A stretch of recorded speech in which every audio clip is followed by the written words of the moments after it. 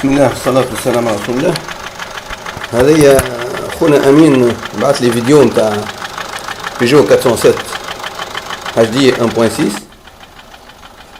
فيها صوت غريب شوية، صار له بعد ما خرج بها في الطريق وجرب فيها بعد ما ركب لها تيربو وركب لها. وأنا سمعت الفيديو والسيارة ولت تدخن شوية من الخلف، فيها شوية دخان أبيض. فما احتمالات موجودة، يعني ينجم يكون بوسوار نتاع الأربكة متكسر، ينجم يكون بوسوار، هذه حاجة الأولى. ينجم يكون بوسوار تكسر، ونجم يكون زاد العصفور اللي هو الكلبيتير تكسر، لأن الكاسونسات فيها مش بوسوار بركة، فيها بوسوار وعصافر، يعني فيها بوسوار وكلبيتيرات. ينجم يكون الكلبيتير فيه كيرولمون، زاد كيرولمون نجم تكون واحدة منهم كسرت، أو الراس نتاع الكلبيتير تكسر من تالي من جهة السباب أو من جهة البوسوار، ونجم يكون البوسوار يعني تكونسة أو تكسر. هذه كل احتمالات، يعني نجم نقول نعطي فيها 80% كونها كلبيتير تكسر أو بوسوار تكسر، يعني هذا الاحتمال الأكبر. والباقي الاحتمالات هم كلها يعني احتمالات غير باش نفهم بيهم الناس اللي كونه يعني ينجم يصير هذا ويصير هذا. انما الصوت اللي نسمع فيه توا هو الاكثر شيء، يعني الكلبيتير تكسر او البوسوار تكسر.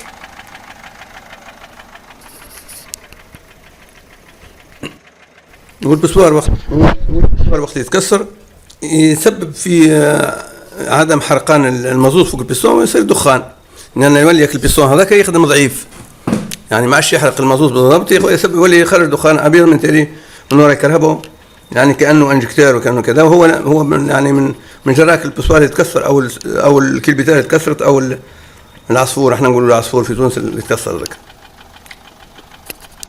البوسوار اللي هو من فوق، يعني نسمعوا فيه صوته هذايا، يعني كي تكسلاري فما بوسوار.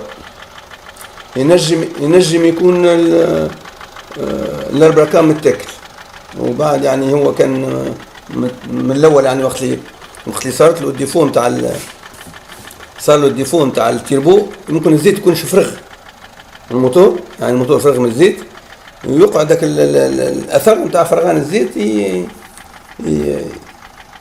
يتاثر به الكهرباء من بعد ما كملها وصب لها الزيت. الاحتمال الثالث اللي هو لازم نقول الاول او الثالث اللي هو انجكتير متكوانسي، لكن هذا مستبعد شويه. والاحتمال الرابع ينجم يكون فما كعب بيستون عملت قماش، يعني عملت قماش يعني تحرقت من الجنب، يعني تو نوريكم في التصويره كيفاش قماش يعني تحرقت من الجنب. وهذا تو نحاول باش نجبد صور ونوريكم يعني الاحتمالات الاربعه بالصور كان نجمت.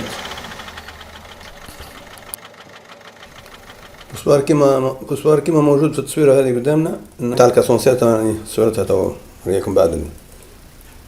ينجم يكون هذايا وقت يتكسر له التيربو، الزيت ضعف على لي بوسوار من فوق على الأربكة، يخليه يكسر البوسوار خاطر ما فيهاش ولا ما عادش فيها زيت، ولا يخليها الأربكة يتاكل ويولي يعمل الصوت هذا الاحتمال الأول. الأربكة متاكل كيما موجود هذه قدامكم تو في الصورة هذه موجود، يعني حاط عليه سمعة السيد في التصويرة.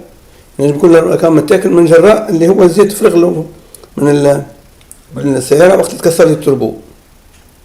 هذا الاحتمال الثاني ضمن زوج احتمالات يجوا الفوق، يعني في الكلاس. ونجم سهلين خونا أمين ينجم يحل الكاش سباب من فوق وينحي الكاش بتاع الأربكة ويطل على البوسوار، يطل على الأربكامات. إذا كان يلقى فيهم يزير ولا متاكلين يكون الصوت غادي، كان ما يلقاش فيهم حتى يعني ما همش يزير، يعني ما همش متاكلين وما همش ما فيهمش حتى شيء وقاعدين نضاف جد، معناتها المشكل في مكان آخر. احتمال الثالث كونه انجكتير متكوانسي، يعني هذا مستبعد شوية لأنه ما يعملش الصوت هذا، يعني يعمل صوت آخر أغرب من هذا.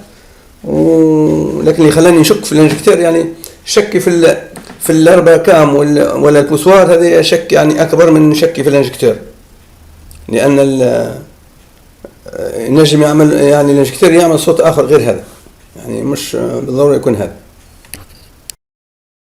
لازم تكون فما تاع بيستون عملت قماش، يعني يعني كما موجود في الصورة تو قدامكم، هذه من جراها زاد كيف نقص الزيت ونزل بالفرصة على السيارة وقت هي في صعدة كبيرة أو في كذا، ويبدأ الموتور يعني تعب أو ماشي يعني كيلومتراج يعني نبدا فايت ال 150 الف كيلومتر ولا حاجه، واللي ما عادش يتحمل الفرصه عليه كما الاول وعلى نقص الزيت.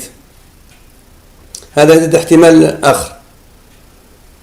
توا اخويا امين يلزمك تتدرج في تصليح العطب. اولا زي ما فهمتك تشوف الزار براكام وتشوف لي بوسوار، تتبعهم لي بوسوار كعبه كعبه، واللي زار براكام تشوفهم تكريما. كان لقيت لازار براكام والبوسوار فيهم حاجه معناتها الديفو يعني حد وغد. كان ما لقيتش وقتها باش تواصل اركب باش نحي الكلاس، يعني مش نحي الكلاس. وكان ناحيه الكلاس ممكن تلقى بيستون عامله قماش ولا كذا، هذوما الموتورات ما يصلحوش يا اخويا امين. يعني لو تصلح انت خاسر فلوسك بالفرق. يعني هذا الموتورات اذا كان في سد لازم يتغير محركه اخرى، يعني محركات هذوما هذا النجم ننصحك به. ان شاء الله تلقاها يعني بوسوار او اربكان بركه، ما تلقاش حاجه اللي هي اكثر من هكاك. وخبرني شو اللي لقيت بالضبط، وان شاء الله الفيديو هذا ينفعك وينفع بعض الناس. والسلام عليكم ورحمه الله وبركاته.